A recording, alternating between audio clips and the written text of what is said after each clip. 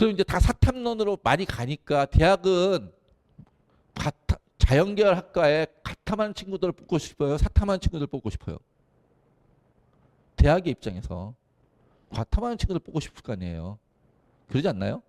그래서 화학과 교수가 우리 과에 화학하는 친구가 왔으면 좋겠지. 고등학교 때 화학했던 친구가 왔으면 좋겠지. 우리 과에 고등학교 때 생활과 윤리 했던 친구가, 물론 생활과 윤리에도 화학은 잘할 수 있을지 모르겠지만 그래도 화학했던 친구가 어느 걸 더 좋아하지 않겠어요? 그게 자기가 가르치기 편할 테니까. 그러니까 실제로 그럼 사탐론이 어떤 현상이 벌어졌는지를 얘기할게요. 자, 일단 과목을 선택하는 방법에 있어가지고 이미 과목이 다 선택되어 있을지 모르겠지만 다시 한번 말씀을 드리면은 표준 점수가 높게 나오는 게 유리한 과목이니까 전 그걸 작년에 높게 나왔으니까 그 과목 선택할래 이런 친구들이 가끔 있어요. 생년 왜 선택했는데 했더니 작년에 표준 점수가 높게 나왔어요. 작년에 표준 점수 제일 높게 나왔어요. 77점. 근데 그 전년도에 몇 점이었어요? 65점. 만점제 표점 얘기하는 거예요. 지금 무슨 얘기예요? 제일 쉬웠다고요. 해마다 이게 널뛰기를 해요. 왜? 교육과정 평가원이 10개 과목에 난이도를 못 맞춰요. 그러니까 한 해 표준 점수가 높게 나왔다. 한 해 표준 점수 높게 나왔다는 얘기는 시험 문제 어려웠다는 뜻이겠죠. 시험 문제 한 해 어려웠다. 한 해 쉬웠다. 생률이 작년에는 어려웠었는데 그 전년도에 제일 쉬웠다고요. 그 옆에 있는 윤사는요. 그 전년도에 너무 쉬워가지고 한 2점짜리 하나 틀면 3등급이었어요. 50점 만점 맞으니까 이미 11%를 넘어서. 무슨 얘기인지 이해되세요? 그래서 2점짜리 하나 틀리면 100분의 몇이 됐어요? 88이 됐어요. 87인가? 그러면 대학교 걔는 2점짜리 한 문제 틀리는 순간 대학 갈 수 있어요? 없어요? 없어요. 상위권 대학은. 해마다 널뛰기를 한다고요. 그러니까 이 과목이 쉬우니까 이 과목이 어려우니까 문제가 쉬우니까 문제가 어려우니까는 별로 중요하지 않아요. 그거는 진짜 운이에요. 제가 느끼는 교육의 평가원이 어떻게 출제할지 모르니까. 난 그냥 50점을 맞기만 할 뿐이지. 자, 일반적인 얘기를 할게요. 일반적으로 시험 문제가 저기 보시면 아시겠지만 아까 저 생활과 윤리 딱 봤더니 저기 아까 윤리의 사상 24년도 봤더니 24년도 흰색이에요. 50점을 맞으면은 1등급 컷이 50점이고 2등급 컷이 2등급이 없고 3등급으로 곧장 내려갔다고 얘기했잖아요. 무슨 얘기인지 이해되시나요? 자, 1등급 컷이 50, 2등급이 없고요. 뭐 이런 얘기들을 제가 드리는 거예요. 자, 그리고 곧장 내려서 3등급이 되고 45점 뭐 이런 식이 된 건데, 자, 그러면 3등급 컷이 45점 뭐 컷이니까 자, 47점, 48점도 3등급이었다는 뜻이에요. 1등 컷이요. 자, 그런데 그냥 정상적으로 문제를 잘 내면 보통 1등급 컷은 몇 점이에요? 이 정도 나와요. 한 문제 정도 47 또는 48 정상적으로 문제를 잘 내면. 이해되시나요? 그럼 우리는 그냥 상식적으로 47, 48이 1등급 컷이야 이렇게 생각을 하는 거예요.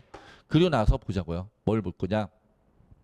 그럼 1등급 컷 47, 48이라는 얘기는 47, 48 원점수 47, 48이 100분위로 95, 96 정도 된다는 뜻이에요. 그거 머릿속에 넣어두세요. 제가 이제 설명할 테니까. 자, 어디 봤어요? 예. 이게 다 지원할 수 있는데 이제 자연계도 이과 사탐도 지원할 수 있어 라고 나온 거예요. 그런데 우리 학교 올라면 뭘 해야 돼? 우리는 과탐한 친구들에게 가산점을 줄 거야. 보이시나요? 그래서 연대는 몇 %? 서울대는 가산점 안 줘요. 서울대 가산점 안 주고 서울대는 자연계는 사탐은 자연계 지원할 수 없어요. 저기는 그냥 올해도 확정이에요. 우리 무조건 미적하고 과탐해야 돼. 서울대는. 그러니까 그 서울대 논외라고. 연대부터 몇 % 준다고요? 3%.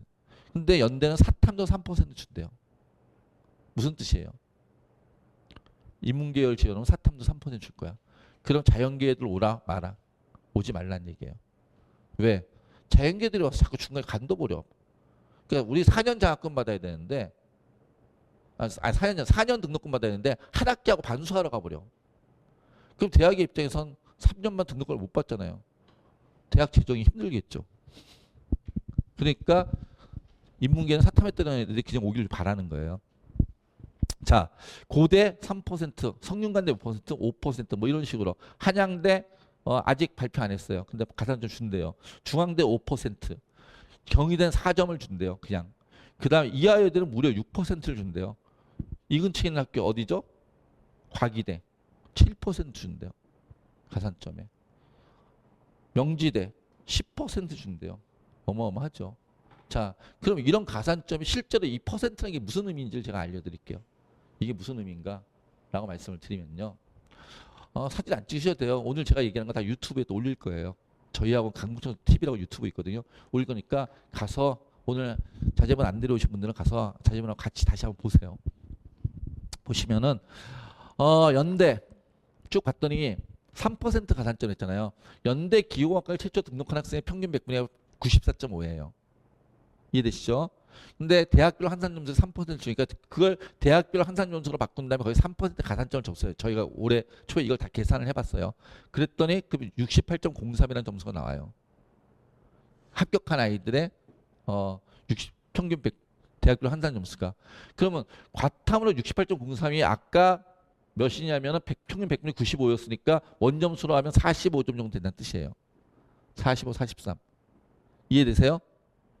올해 같은 경우 생원과 지원의 기준을 따졌을 때 45, 43점 되는데 원점수로. 근데 이것보다 높은 사탐 점수를 받아야 의미가 있는 거잖아요. 그러니까 얘보다 높은 사탐 점수. 그러지 않아요? 이것보다 높은 사탐 점수를 받지 못하면 어차피 연대 합격 못할 거니까.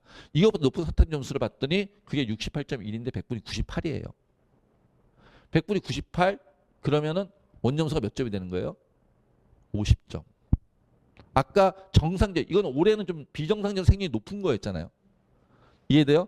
올해는 비정상적으로 시험 문제 어려워가지고 제가 편의점 높았던 거죠. 그러니까 정상적으로 하면 보통 100분의 96이 47점이라고 얘기했었잖아요. 거의 동의하셨잖아요, 아까요. 그러면 100분의 98 나오려면 몇 점이 돼야 돼요? 50점. 그럼 사탐으로 바꾸면 원점수로 연대를 가기 위해서 45점 정도, 가탐으로 45점 정도를 맞으면 되는데 사탐으로 몇 점을 맞아야 돼? 50점을 맞아야 돼. 그 얘기를 하는 거예요. 하나 더 보여드릴게요. 성균관대. 성균관대인데요. 봤더니 성균관대 기계공학과 공학계열, 성균관대 수원에 있죠. 공학계열의 최초 합격자의 평균 100분이 93.5예요. 그러면 거기에 딱 5%의 가산점을 줬더니 68.80이 나와요. 93.5 뭐 아니면 69.08이 나와요. 5% 가산점을 주면. 그것보다 낮은 거 93을 줘도 68.80이에요. 를 맞는 과탐 점수는 한 43 정도 맞으면 돼요. 한 3문제 정도 틀리면 된다는 뜻이에요. 이해해요? 그럼 사탐으로 바꾸면 이것보다 높은 점수를 맞아야 여기 붙을 거 아니에요. 맞나요? 몇 점? 만점. 100분이 100이 나와도 이 점수를 넘지 못해요. 그러니까 사탐으로 50점을 맞아도 과탐으로 43점을 맞는 친구를 못 이겨요. 성균관대는. 그 5%의 영향력이. 이해되세요? 그나마 50점을 맞으면 비슷한 거죠. 50점을 맞으면은 원점 50점 맞으면 비벼볼 수 있는 거죠. 이해되시나요? 자, 그럼 사탐으로 바꾸는 게 좋아요, 안 좋아요? 자, 아직 모르겠어요. 그 다음에요. 이번에 중앙대 한번 볼까요? 중앙대도 몇 %였어요? 5%였어요. 중앙대 기계학과에 최초 합격한 애들의 평균 100분위를 받은 91.7이에요. 이건 전부 다 어디 가면 대학 어디 가라는 데 가면 나와요. 그리고 대학교에서도 다 홈페이지에 발표한 거예요. 그걸 다 취합한 거예요. 평균 100분이 91.7이었는데 그럼 평균 100분이 91.7에 했다가 5% 가산점을 대학교 한산점수로 주면 69.13이 된다고요. 이해되세요? 그럼 69.13보다 높은 점수를 맞으려면은 그 69.13이 원점수로 따지면 몇 점? 한 41점 정도 될 거예요. 40점, 41점. 이해되시나요? 그럼 40점, 41점보다 높은 점수가 몇이에요? 69.39. 이해되세요? 그럼 69.39가 나오려면 평균 100분이 몇이어야 해야 돼요? 99. 그러니까 역시 몇 점 맞아야 돼요? 50점 맞아야 돼요. 그럼 과탐으로 몇 문제 틀려도 되는 애가 4문제 틀려도 괜찮은 애가 사탐으로 몇 문제 틀려야 돼요? 다 맞아야 돼요. 과탐 4문제 틀리는 거랑 사탐 다 맞는 거랑 동의어다 이거예요. 그럼 우리 친구들한테 물어보는 거예요. 너 사탐으로 50점 맞는 게 쉬워? 과탐으로 제가 40점 맞는 게 쉬워? 를 판단하는 거예요. 중대 가고 싶은 친구는. 심지어 중앙대 기준으로는 사탐으로 43점을 맞잖아요. 과탐으로 43점을 맞잖아요. 이 빨간 박스 뭐냐면 과탐으로 43점을 맞으면 사탐으로 몇 점을 100점을 맞아도 사탐으로 50점을 맞아도 이 점수를 이기지 못해요. 그러니까 과탐 43점 맞으면 사탐 50점을 압살하는 거예요. 5%의 가산점이. 그런 의미예요. 이해되세요? 자, 시간이 없으니까 제가 준비한 건 많은데 그냥 넘어갈게요. 그다음부터는 경희대 넘어갈게요. 그냥 중경외시 비슷할 테니까. 시립대 넘어가고요. 근처에 서울과기대 얘기할게요. 마지막으로. 서울과기대 가는 친구들을 봤더니요. 걔네들은 100분이 83.83이 평균 100분이 합격하는. 네. 서울과기대는 표준 점수로 그냥 반영을 해요.